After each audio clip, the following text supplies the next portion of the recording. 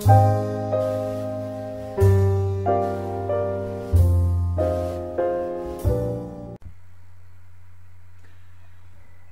عليكم ورحمة الله وبركاته. أعزائي الطلبة، مرحبا بكم في هذا الفيديو هذا اللي فيه راح نقدموا بعض التطبيقات على المبدأ الأول للتhermodynamique. On va faire des exercices sur le premier principe de la thermodynamique. On commence. Alors, donc, un morceau de glace de masse M égale 500 grammes pris à moins de 10 degrés reçoit une quantité de chaleur P qui est égale à 175 joules par seconde. Regardez très bien ce terme-là. La quantité de chaleur reçue, c'est P égale 175 joules par seconde. Cette quantité de chaleur est indénie. Ça veut dire qu'elle est donnée en fonction du temps. Et regardez notre graphe. Donc on a la température en fonction du temps. Et donc, ici, on a le graphe qui démontre les phases suivantes. Donc, on a la phase de 0, je pense, jusqu'à 1. Et la phase de 1, je pense, jusqu'à... Oui, donc de 0 jusqu'à 1, de 1 jusqu'à à peu près 16, et de 16 jusqu'à 37, voilà, c'est ça ce qui est écrit, et de 37 jusqu'à 144,5, et de 144,5 jusqu'à 149.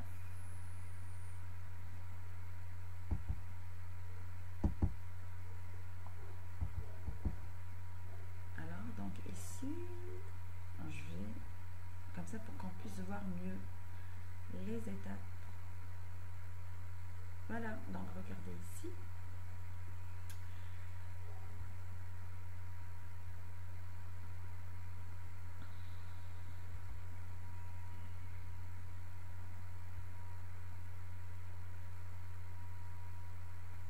Moi je vais faire avec 5, l'incrément avec 5. Comme ça, on pourra bien visualiser les étapes. Non, c'est pas ici. 170. Donc, c'est sur... c'est sur l'horizontale.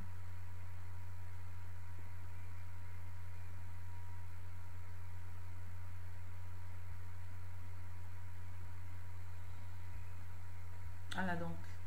Alors ici donc on a 3 phases. Donc la première phase c'est la phase de d'échauffement. Après on a le changement de phase, après une phase d'échauffement, après le changement de phase, après la phase d'échauffement.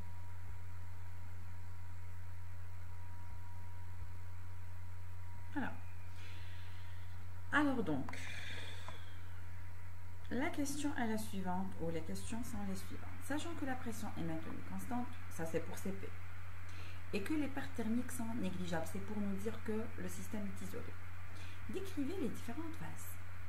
Donc, la première des choses, c'est décrivez les différentes phases.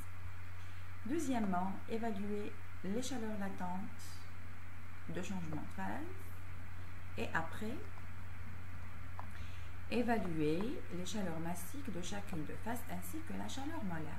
Alors, on va d'abord expliquer qu'est-ce qui se passe physiquement. Un morceau de glace, on le met dans l'eau.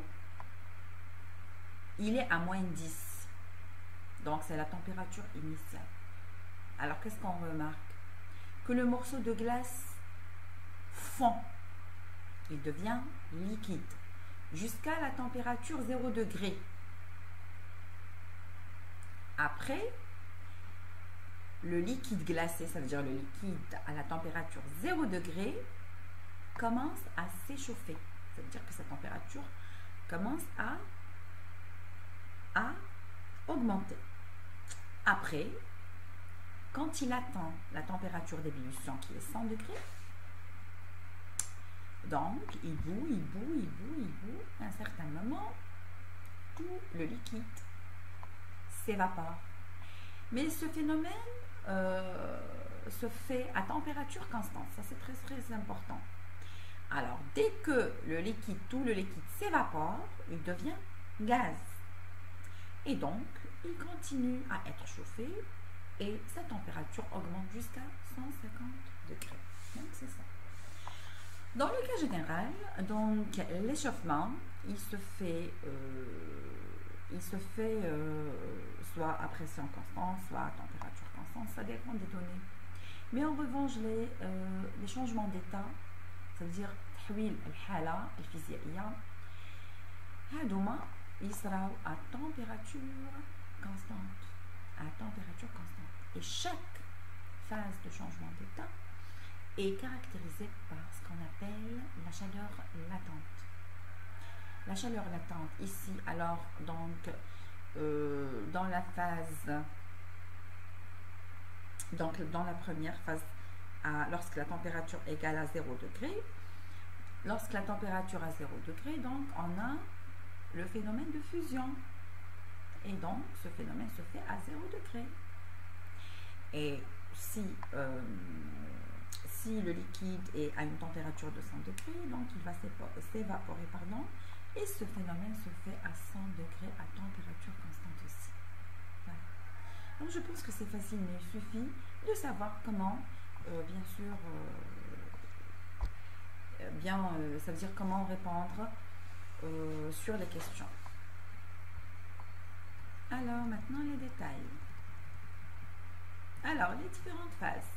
Moi quand je définis une phase, je ne la définis pas comme ça, n'importe comment. Il faut la définir en fonction d'un intervalle de temps. Alors les différentes phases sont les suivantes. Alors lorsque t est compris entre 0 et 1 minute, voilà, le morceau de glace subit un échauffement de moins 10 degrés jusqu'à 0 degré. Et ça, c'est très très important. C'est très très important. C'est très important que les étudiants sachent comment répondre sur les questions et comment donner des détails. Parce que le jour de l'examen, tout est comptabilisé. Alors, après, de 1 jusqu'à 16 minutes, le morceau de glace subit une fusion à 0 degré et se transforme en liquide. De 16 à 37 minutes,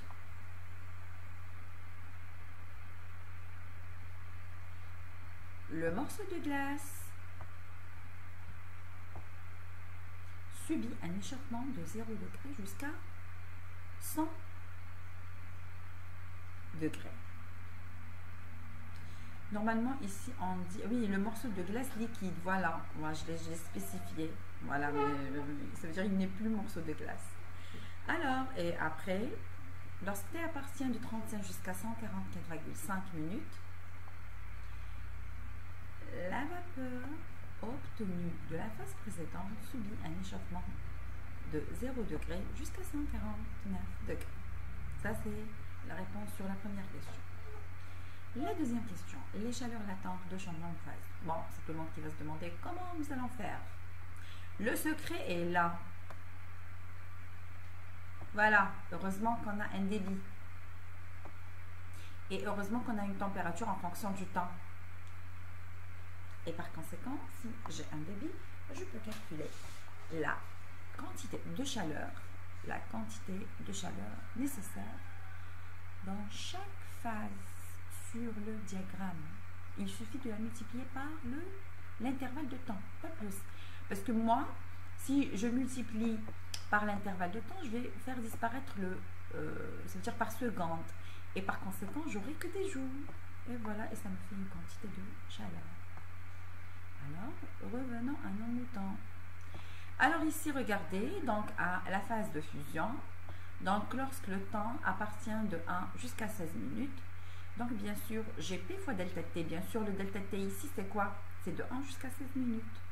Égal à NLF. Parce que tout simplement, j'ai la chaleur latente qui est donnée par kilogramme. Et par conséquent, je suis obligée de la multiplier par la masse. Et voilà. Donc ici, GLF qui est donné en fonction de P, delta T et M, en fonction bien sûr des données. Application numérique, je trouve 315 kJ par kilogramme.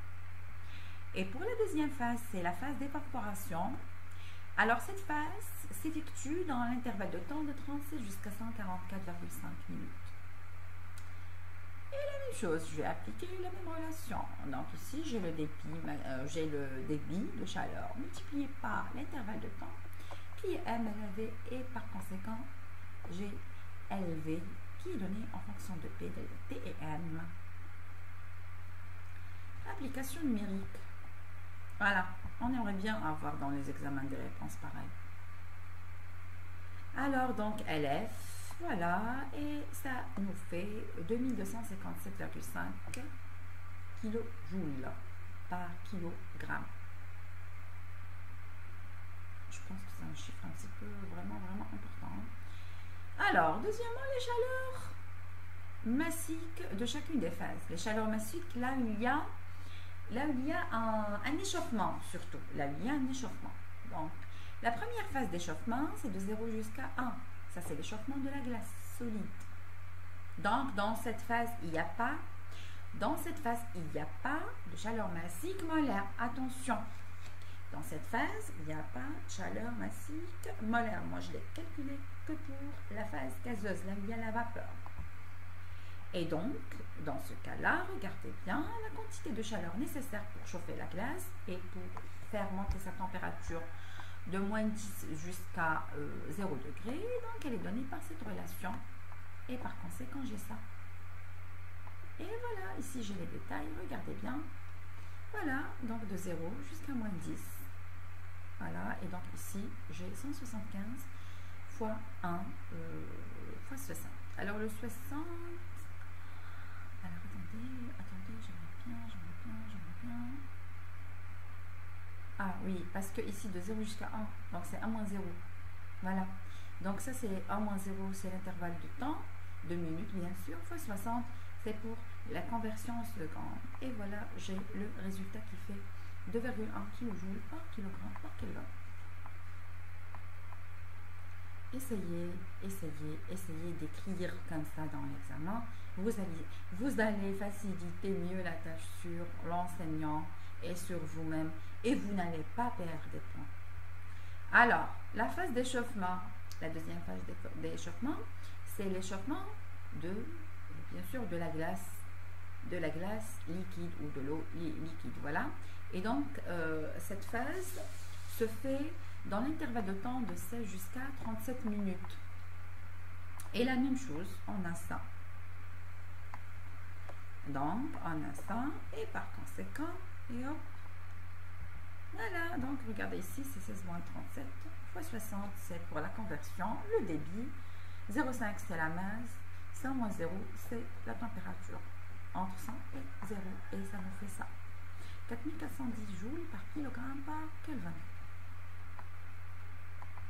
La dernière phase, c'est la phase vapeur. C'est la phase gaz. Alors, donc T appartient de 149 jusqu'à 144,5.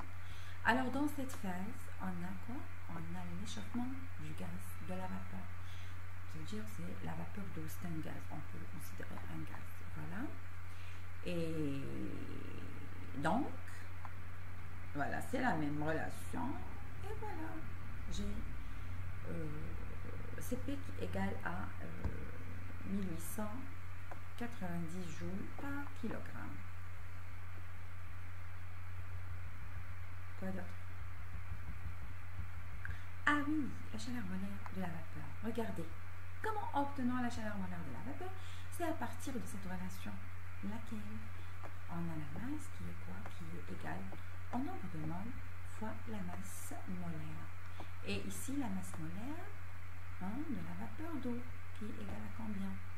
H2O, c'est 18 grammes par mole. Voilà, elle est là. Elle est là, je l'ai démontré, elle est là. Voilà. Donc c'est ça. Donc moi, je dois ici rajouter H2O.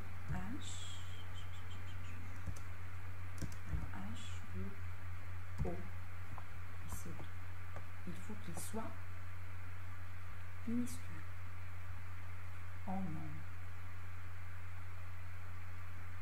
Bah oui, c'est ça.